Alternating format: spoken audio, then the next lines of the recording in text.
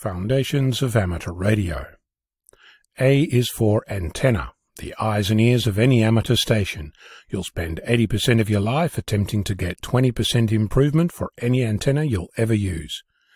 B is for Balun, bringing together the balanced and unbalanced parts of your antenna system. C is for Coax, the versatile conductor that snakes into your station, one roll at a time. D is for Dipole, the standard against which all antennas are measured. Simple to make, simple to use, and often first in the many antenna experiments you'll embark on in your amateur journey. E is for Electron, source of all things RF, the beginning, middle, and end of electromagnetism, the reason you are an amateur. F is for frequency. The higher you go, the faster it happens. G is for gain. Measured against a baseline, you'll throw increasing amounts of effort at getting more, 1 decibel at a time. H is for Hertz. Heinrich to his mother, the first person to transmit and receive controlled radio waves in November of 1886, proving that James Clerk Maxwell's theory of electromagnetism was correct. I is for ionosphere, the complex and ever-changing layers that surround Earth, which led radio amateurs to discover HF propagation in 1923. J is for Jota, the jamboree on the air, where radio amateurs, guides and scouts come together on the third full weekend of October to share global communications. K is for Ka-chunk, the sound caused by the local repeater that brings a smile to the operator and a grimace to the listener, created by pushing the talk button and not saying anything. L is for logging, the only way you'll ever remember who you spoke to and when, and the perfect excuse for bragging to your friends after you manage to collect contacts all over the globe. M is for modulation, adding information to a radio signal by varying the amplitude, frequency, or phase.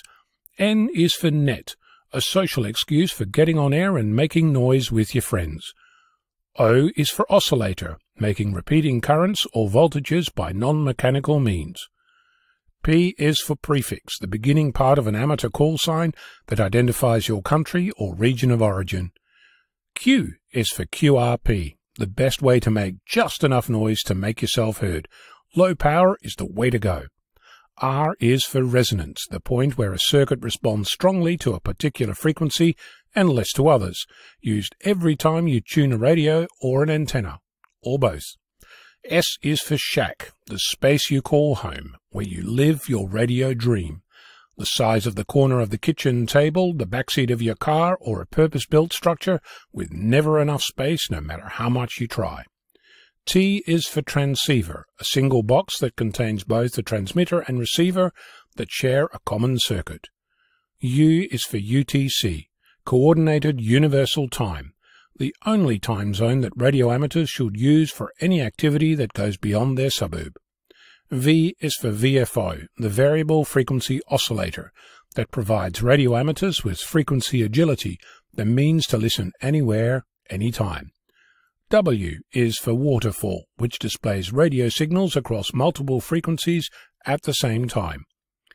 X is for XIT, Transmit Incremental Tuning, changing your transmitter frequency whilst listening on the same frequency, helpful when you're trying to break through a DX pileup.